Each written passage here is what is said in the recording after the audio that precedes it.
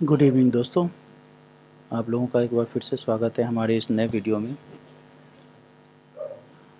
जैसा कि हमने पहले भी डिस्कस किया था, आज जो है बाज़ार के लिए काफ़ी ख़राब दिन रहा। रीज़न आप लोगों को पता ही है, ठीक है ना। अदानी ग्रुप पर जो अमेरिका में चार्जेस लगे हैं ब्राइबरी को लेकर के, उसके चलते हमारा मार्केट काफ़ी तेज़ गिरा। हालांकि अडानी ग्रुप के मामले में क्लैरिटी धीरे धीरे शाम तक आने लगी कि ये मामला क्या है और ये जो है मामला कहाँ का है और अमेरिका का उससे क्या कनेक्शन है, ठीक है।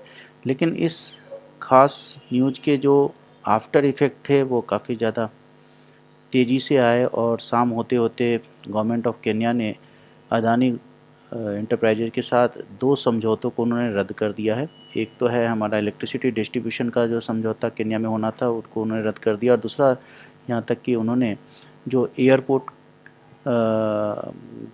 के मामले में एयरपोर्ट का जो ठेका उनको मिला था उसको भी रद्द कर दिया है अडानी ग्रुप को। तो इसका इफ़ेक्ट जो कल के मार्केट में भी हमें दिखेगा, ठीक है। जहाँ तक बात है ब्राइबरी का, तो आपको पता होना चाहिए ये जो बेसिकली केस है 2021 का है, और ये जो है आपको गवर्नमेंट ऑफ आंध्र प्रदेश में इलेक्ट्रिसिटी डिस्ट्रीब्यूशन को ले करके है, ठीक है। जहां अदानी की कंपनी ने, जिस पर आरोप लगा है कि वहां के कुछ उच्चाधिकारियों को उसने ब्राइब देने की कोशिश करी है। अब ये ऊपर एक आरोप है, ये आरोप सिद्ध होता है नहीं होता है ये तो बात की बात देखी जाएगी। और सिर्फ लेकिन ये ध्यान देना, उस समय जगन मोहन रेड्डी की सरकार थी आंध्रा में। बाद में 2 जुलाई 2021 से फरवरी 2022 के बीच में और भी गवर्नमेंट के साथ, जिसमें छत्तीसगढ़ की गवर्नमेंट शामिल है जहां कांग्रेस की सरकार थी, तमिलनाडु की गवर्नमेंट जहां डीएमके की सरकार थी, और जे.एंड.के में जो कि केंद्र शासित प्रदेश था उस वक्त, वहाँ के गवर्नमेंट के साथ भी इलेक्ट्रिसिटी डिस्ट्रीब्यूशन का करार हुआ है, ठीक है। तो मामला बड़ा कॉम्प्लेक्स है। ये सीधे सेंट्रल गवर्नमेंट से जुड़ा हुआ मामला इसे नहीं कह सकते, क्योंकि अलग अलग राज्य सरकारों के साथ इन्होंने डील करी है और उसमें अलग अलग गवर्नमेंट, अलग अलग सरकार जो है अलग अलग पार्टियों की गवर्नमेंट रही है। लेकिन इफ़ेक्ट तो पड़ा है। और जो केन्या से यानी अफ्रीका से जो ये न्यूज़ आ रहा है, जो उनके साथ उन्होंने करार रद्द किया है, ठीक है, एयरपोर्ट का और इलेक्ट्रिसिटी डिस्ट्रीब्यूशन का, तो इसका इफ़ेक्ट तो फिर से अदानी पर पड़ना स्वाभाविक ही है। मार्केट पर भी इसका नेगेटिव इम्पैक्ट पड़ सकता है, ठीक है। लेकिन काफ़ी केयरफुल रहना है। जैसा कि आप अभी स्क्रीन पर देख सकते हो, स्क्रीन अगर आपको दिख रहा होगा तो आप देख रहे होगे कि आज जो है मार्केट गिरा तो बहुत तेज, ठीक है ना। आज जो है मार्केट काफ़ी तेज गिरा। लेकिन एक चीज़ आपको ध्यान देने वाली यहाँ पर जो बात है वो ये है कि एक रेंज के अंदर ही मार्केट फंसा रह गया है ना। तो ये मैं रेंज की बात करूँ तो ये रेंज जो है हमारा, ये 77,202, और नीचे की साइड जो है और भी कम कहें तो 77,000 के बीच में, यानी 200 पॉइंट के बीच में ही जो सेंसेक्स मूव कर रहा था। और जब निफ्टी की बात की जाए तो निफ्टी भी एक जो है सीमित दायरे में ट्रेड करता हुआ नज़र आया। जो इनिशियल जो है मूवमेंट आया उसके बाद जो है ये एकदम दायरा जो है सीमित हो गया, ठीक है ना। तो अब हम लोग पहले ये देख लेते हैं कि आज ग्लोबल मार्केट कैसा रहता है और किस तरह से ग्लोबल मार्केट ने परफॉर्म किया है। तो इसके लिए हम लोग मनी कंट्रोल की साइट पर चले जाते हैं। मनी कंट्रोल की साइट पर मैं गया और मैंने ग्लोबल डाटा को मैं इस पर एक्सेस कर रहा हूँ यहाँ से। तो ग्लोबल डाटा जो है हमें इस वक्त क्या दिखा रहा है, डाउ जोन्स 172 पॉइंट पॉजिटिव दिखा रहा है, एस&पी 500 जो है वो फ्लैट है, और नैस्डैक भी फ्लैट टू नेगेटिव है। यूरोपियन मार्केट भी मिक्स है, फ्लैट टू पॉजिटिव, और हमारा जो है ब्रिटेन का मार्केट और जर्मनी का मार्केट है, जबकि फ्रांस का market flat to negative.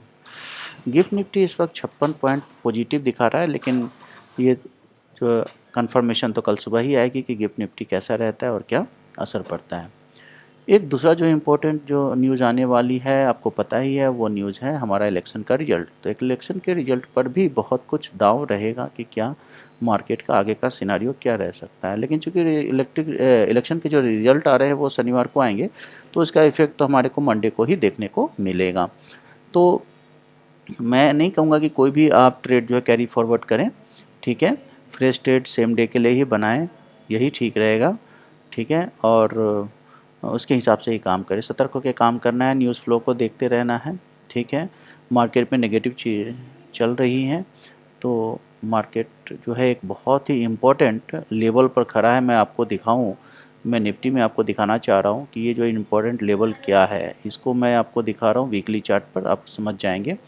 Weekly chart पर अगर आप देखोगे तो जो इम्पोर्टेंट लेवल हमारा दिख रहा है, ये आपने ये कैंडल देखा होगा, ये आपको ध्यान होगा।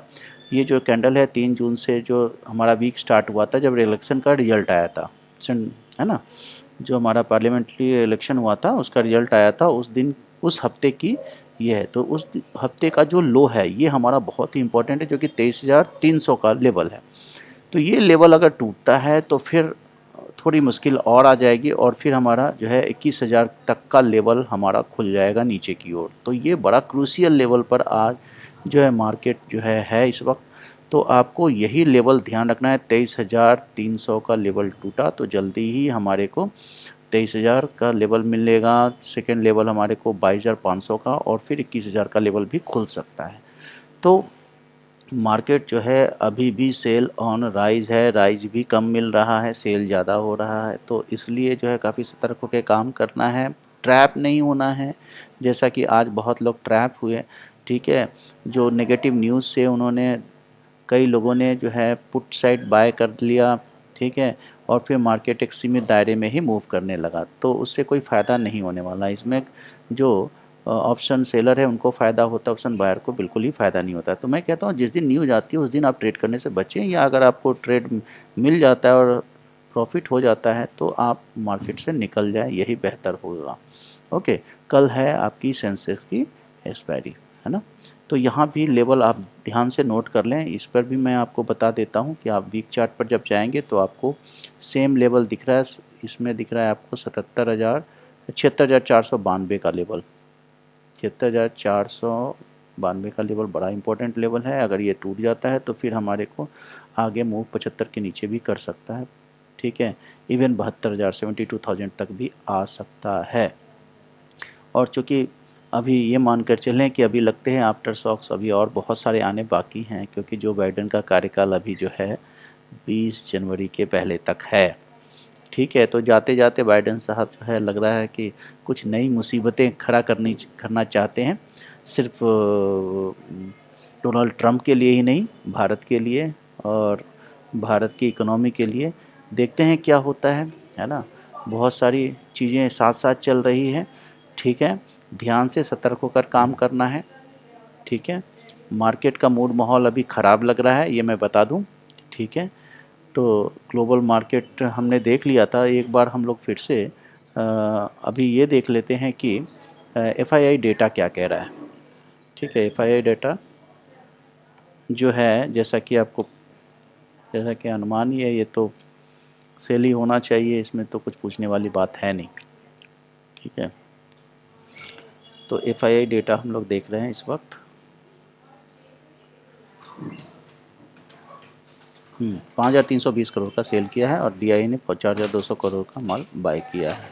ओवरऑल सेल ही है, मार्केट नेगेटिव सेंटीमेंट में जा चुका है। तो आज के वीडियो में बस इतना ही, मिलते हैं अगले वीडियो में। Thank you.